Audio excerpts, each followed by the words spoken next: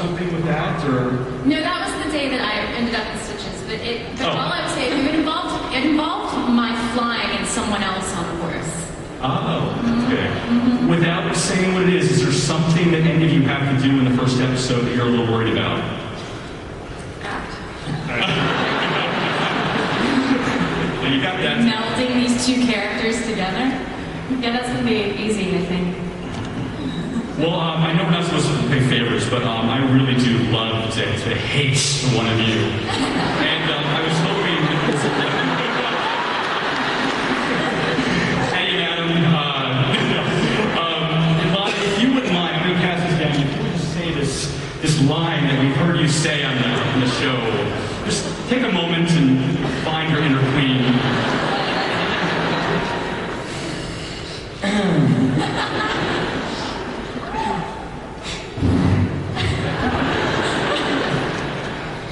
I will destroy you. If it is the last thing I do.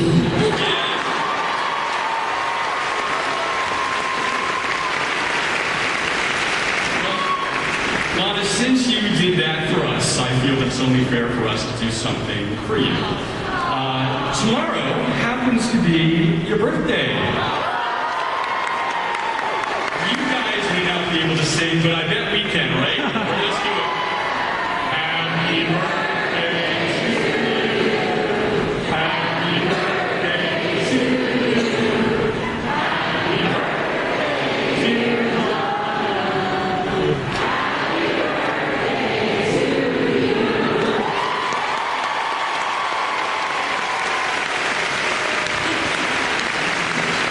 Thank you, wow, thank you. Lana, tell us, who are the Evil Regals? Stand up, evil regals! Show yourselves! That's it? Alright, not an evil regal, stand up! Pretend to be one! Okay! We are converting some of you. We're crossing over to the dark side as of today. Welcome.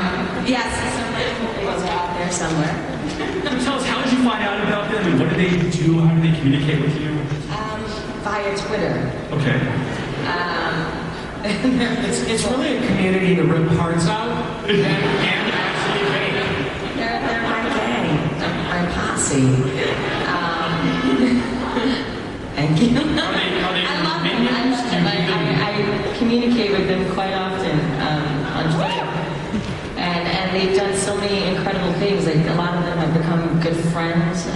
They travel to see each other. The evil Yeah, they have a health challenge. It was our hiatus, and they decided to get healthy. So they came up with this thing called the Evil Regal Get Healthy Challenge. And some people have lost, many of them have lost weight. And I decided I should jump on board. So I quit smoking, and that was 6 months.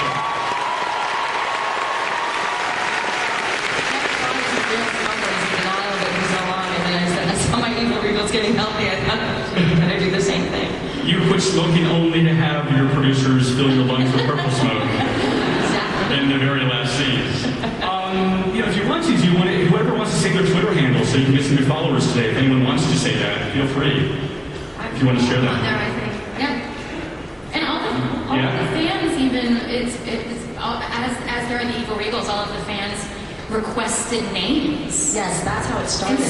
And so we had our fans vote on what they wanted their names to be, and I literally went through every single response and made a tally. So she did. So my @Ginny Goodwin followers are now called the Fairest. What are yours? Charmers. The Charmers. That's @Josh Dallas. Oh my God, I love you too. Well, Josh and Jay, we actually talked. You had a moment where you were filming that climactic scene, and you had an audience, actually. Tell us about your fears and concerns in filming that scene when you were being observed. I don't know if I had any fears or concerns about it, but it was certainly different, doing the scene with a barricade of 40, 50 people sitting there watching you. Normally it's just the crew, the cameras. When we were what I was nervous about was that the end beat of our recognizing each other would be leaked, and I thought that would be a shame because I would think it would be more satisfying as an audience member to not know that the curse would be broken. And so I wanted, because we were yelling Snow and Charming, and I bet we had more than, I bet we had 150 people. So we had people barricaded on all the different corners. And I was like, what words look like Snow and Charming that we can yell, and then we can, loop it later, we can ADR it later with the proper names. And we were coming up with I think they were just noisy. some good ones. Show farming. Yeah, show farming. Farming! It's like that. You guys just needed me there. I could have solved the problem. Well, Megan, down there, when I first say what big eyes you have today. Thank you. Well, lovely guys. Now that magic is coming to Storybrooke, is it possible that you can turn into a wolf and start feasting on people at Storybrooke? Well, is that not the biggest question?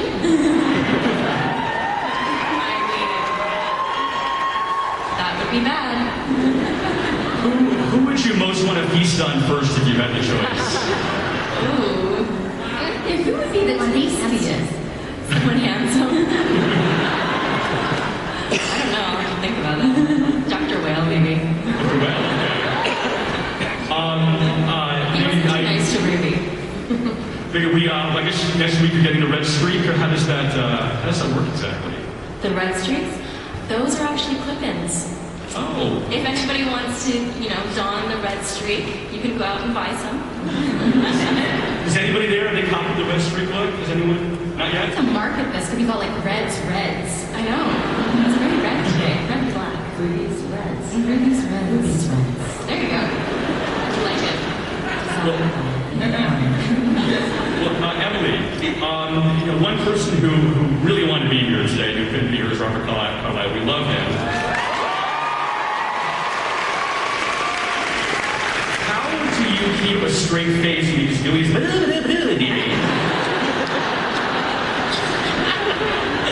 There's many, many types.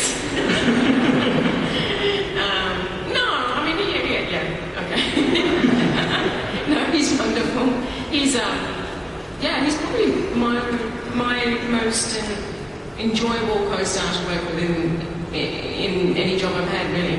He's, I don't know, just very charismatic and, yes, all through the makeup and the craziness, though. He's just this incredible guy and, does a wonderful job. Well, I thought the episode that introduced you was my favorite episode of the year. I thought it was just absolutely beautiful, the way that was colored. When they gave you the look, the yellow dress, did you feel like you had been painted into a Disney movie? Yeah, God, the wardrobe department is insane on this. I walked in and I think they made basically a wedding dress in 3 days, constantly through this season. They're wonderful, and it was a kind of a really cool moment actually. And the blue one too, because that's pretty significant as well. Well, I was worried because I so fell in love with you as Belle, and you had shot a pilot. As much as I wanted that to go, I really wanted you to stay in Storybrooke. Was there a contingency plan, guys? How are you going to steal Belle away so you can continue telling these stories? Dark magic. Yeah. No, we didn't have to resort to that, but we're very, very happy to have him really forward. Yeah. It all worked out. We get Emma questions, though. Go ahead, who's first?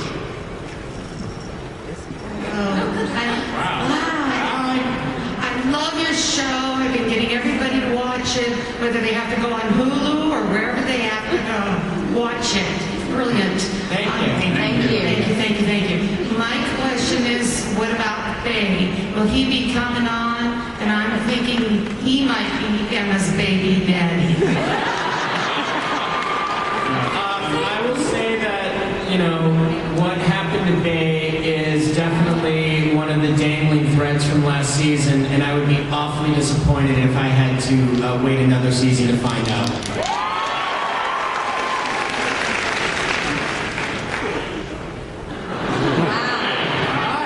Cool.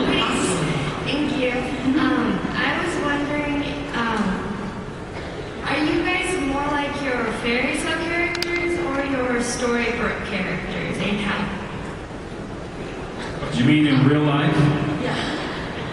I turn into a wolf when it's midnight. So, watch I out. think it depends on the day. I sometimes wish I were more like my character. I wish I were more like Snow. I'm probably more like Mary Margaret. I wish I was more like Snow. Yeah, I think I need to be a little more like her. Charming. Lana, have you ever had a child like run in fear when he saw you in a mall? Or... Yeah, children do run in front of me. So do some adults. In fact, a lot of people run from me. We're starting a support group for Lana this year. We'll have sign-ups afterwards. Lots of hugs. Thank you. Thanks. Think the Joker has a question? Nice costume. Thank you. I wanted to say thank you for putting on a show that's both compelling and safe for me to watch with my children.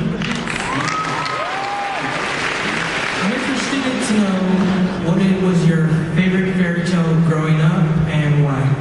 For me, it was Peter Pan because I never want to grow up. For me, it was Snow White. The movie was the first movie I ever saw, and it terrified me. I was probably too young, but it just stuck with me forever, and now this. That's why Adam runs from me. I always had a tie between Cinderella and Alice in Wonderland. I think as I get older, I'm leaning a little more toward Alice in Wonderland. I love the idea of her adventures and never knowing what's behind the next door. Pinocchio for me because it was the first one that I saw, so it's the first one that kind of ingrained itself in my mind. My honest and very boring answer is Snow White, and I think it's probably because I was a child and she was the brunette princess, and that was what I could relate to. Mine was Hansel and Gretel because I couldn't eat candy, and I was very jealous that they were able to. Please sign up for the support group.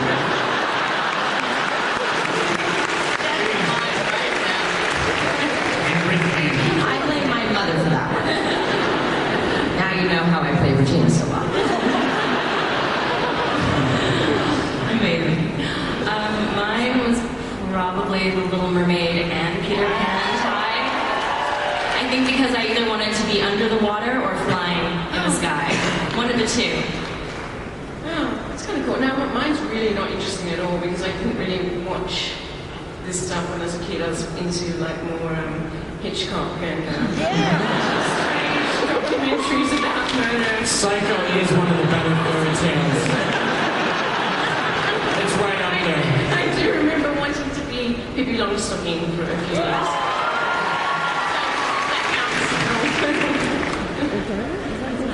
Will Pippi Longstocking join us at any point? I can't even remember who I she like is. her. She had a lot of freckles. She had long stockings. You know, the red. She's still there. Yeah, I just don't remember what her deal was. Well, she had one sock. What were her superpowers? She had superpowers? No, she's like cleaning floors. She had superpowers. Does she have laser eyes? I'm only interested in Pippi Longstocking if she can shoot lasers out of her eyes. It's laser eye. Yes. She had Laser braids.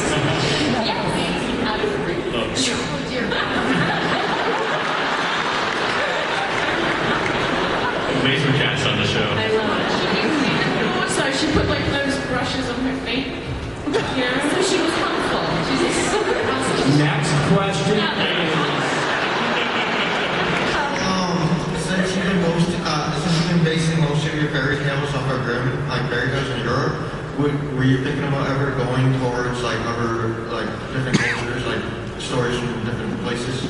Yeah, I mean, absolutely. We would love to be able to draw from stories all over the world. And, you know, I think sometimes it's just a matter of we only have so many episodes and it's just a matter of getting to them. But we definitely would love to do that. And we definitely try and bring a little bit of international storytelling to it. And thanks to you guys, we've had the opportunity to tell more stories this year, and we are excited to do that.